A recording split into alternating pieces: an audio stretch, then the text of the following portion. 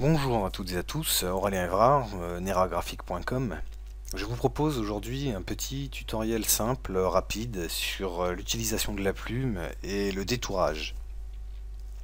Alors, on va utiliser cette photo-ci. De toute façon, je vous fournis quelques photos dans la description du tutoriel. Voilà, je vous fournis des photos que j'ai prises lors d'un une petite sortie en famille. Voilà. Donc on va utiliser cette photo là. Donc je vais commencer par utiliser un logiciel digital photo professionnel pour aller un petit peu donner un peu de cachet à mes photos. Voilà, hop. Je vais augmenter un peu le contraste. Voilà, la saturation, on va voilà, un peu augmenter le contraste, un peu de lumière. Voilà, donc là c'est une retouche colorimétrique un peu rapide. Le sujet n'étant pas ça, moi c'est juste pour vous montrer un petit peu. Voilà, quitter, touc. Alors, je vais aller chercher cette photo là. Je vais aller chercher cette photo là. Juste pour vous montrer un petit peu déjà la différence. Donc ça c'est une photo prise avec un appareil photo Canon EOS 1100D d'origine, et ça c'est la même photo que je viens de retoucher. Vous voyez, donc cette photo là est bien plus nette, les couleurs sont bien plus jolies, c'est un cadre un peu plus chaleureux, il y a un peu plus de lumière, la netteté est bien mieux. Voilà, d'origine la photo elle est comme ça. Donc je sais pas si vous voyez la différence à l'écran, mais de toute façon je vous fournis tous les fichiers. Voilà, donc c'est pas sur celle-ci que nous allons travailler, mais c'est bien sur celle-ci. Donc on va faire un petit détourage rapide, donc on va prendre l'outil plume. Je vais zoomer à 100%. Voilà, je reprends mon outil plume et je vais détourer. Je vais vous expliquer au fur et à mesure comment on utilise l'outil plume d'ailleurs. Donc ici je pars de l'oreille, je vais en haut du crâne et je clique. Vous voyez, ça nous fait un trait très droit. Moi ce que je vais faire, c'est que je vais rajouter un point au milieu, j'appuie sur la touche CTRL et je vais placer mon point ici. Voilà. Par contre le fond je n'en veux pas, je clique sur le fond en haut de la forme et j'enlève le fond. Je resélectionne ici mon petit point. Et là c'est pas encore superbement bien défini, donc ce que je vais faire c'est que je vais appuyer sur la touche Alt, je prends le petit gizmo ici, la petite tangente, et je viens finir correctement. Voilà, je viens finir correctement la tête de mon bonhomme. Donc voilà, je continue mon détourage. Donc là, je resélectionne mon petit point ici et je reclique sur l'autre bout de l'oreille et je refais la même chose. Je refais un point ici, CTRL, et je place mon point. Hop, en gardant la touche CTRL active, je vais prendre mes tangentes et je vais finir, voilà, de faire le contour de la tête de mon petit personnage. Et quand j'ai trouvé la bonne position du point, voilà, je relâche, je reclique ici, et là pour le coup je peux continuer à détourer. Hop, donc là, vous voyez, si je fais ça et que je repars ici, ça me fait pas quelque chose de propre. Donc là je reprends ma petite tangente et je remodifie. Voilà. Hop. Voilà, et je continue.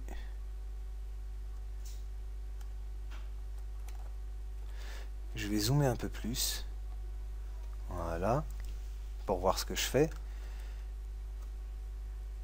Ici, hop, je reprends mon outil plume et je continue. Voilà. Petite astuce, ici, si je veux pouvoir faire en sorte que mon trait puisse reprendre la courbe originale de mon personnage, j'appuie sur la touche Alt et je modifie ma tangente. Ici, je le replace dans la courbe. Je continue. Hop. hop, tac, et je fais ça tout le long. Donc je vais vous laisser finir le détourage, on va se retrouver tout de suite. Bon, voilà, une fois que vous avez fermé tout votre tracé, que vous avez cliqué droit à l'intérieur et que vous avez fait définir une sélection, vous arrivez ici. Voilà, donc à partir de ce moment-là, hop, on peut faire éventuellement un CTRL-C, CTRL-V. Voilà. Et je bascule, hop, un petit peu sur la droite, mon petit personnage. Voilà. Je vais peut-être pouvoir éventuellement l'agrandir un petit peu. Ok. Et là, qu'est-ce que j'ai envie de faire? J'ai envie maintenant de rendre un petit peu la chose plus réaliste. Je vais aller créer son support ici. Voilà, vous voyez qu'il nous manque quelque chose ici. Donc pour ce faire, je vais utiliser, alors je vais zoomer à 100%. Et il nous manque ça. Voilà, donc là, hop, je me mets comme ça. Je vais utiliser l'outil tampon, raccourci S. Voilà. Donc ici en haut à gauche, en dessous de fichier, on peut régler la taille du tampon. Voilà, moi je vais lui mettre 30%, c'est très bien. Ok. Donc je sélectionne l'image de base, le calque 0, j'appuie sur la touche Alt et je vais cliquer ici dans le coin. On voit qu'il y a une cible qui apparaît.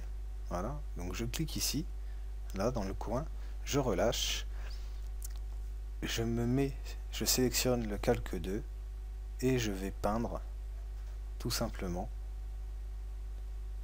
Voilà. Ce qui m'intéresse. Donc j'oublie pas de créer la petite ombre. Ici on voit que au même endroit sur l'autre morceau de l'image on voit un petit plus, et le petit plus ce sont les pixels qui sont copiés pour recréer la nouvelle image. Voilà, c'est pas grave, on ira.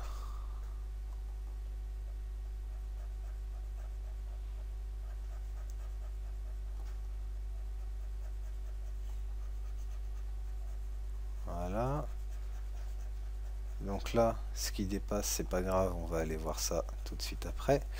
Je prends mon outil de sélection, je clique sur mon calque 2 et vous voyez, je peux bouger mon calque 2. Le calque 2, admettons, je vais aller le mettre ici. Je vais prendre mon outil gomme et je vais aller gommer, voilà, les petites imperfections. Voilà. Je gomme les petites imperfections, j'hésite pas. Ok, ok, ok. Je peux peut-être même encore le mettre un petit peu ici. Voilà. Je dézoome pour voir un petit peu ce que ça donne. Donc là, c'est pas trop mal. Et donc, vous voyez, j'obtiens pratiquement la même partie similaire, pratiquement au pixel près. Donc c'était comme ça, peut-être. Voilà. Et je monte un petit peu. Ok. Voilà. Pardon. Donc voilà. Donc en quelques minutes, vous voyez, au bout de 10 minutes, là pratiquement, on a réussi à dupliquer un morceau de l'image en utilisant la plume, dupliquer un morceau d'image qu'on a détouré, et avec l'outil tampon, on a recréé, on a restauré une partie de l'image qui existe déjà en dupliquant, voilà, des morceaux, des pixels d'une image pour rendre notre petite image réaliste. Voilà, donc écoutez, vous avez tous les fichiers sources disponibles au téléchargement. Je vous remercie d'avoir suivi cette petite formation de quelques minutes sur le détourage et l'utilisation, on va y arriver, de l'outil tampon. Donc n'hésitez pas si vous avez des questions. Le blog nerographique.com est disponible, vous pouvez poser toutes vos questions, il n'y a pas de souci. Et je vous dis à bientôt pour un nouveau tutoriel. Au revoir.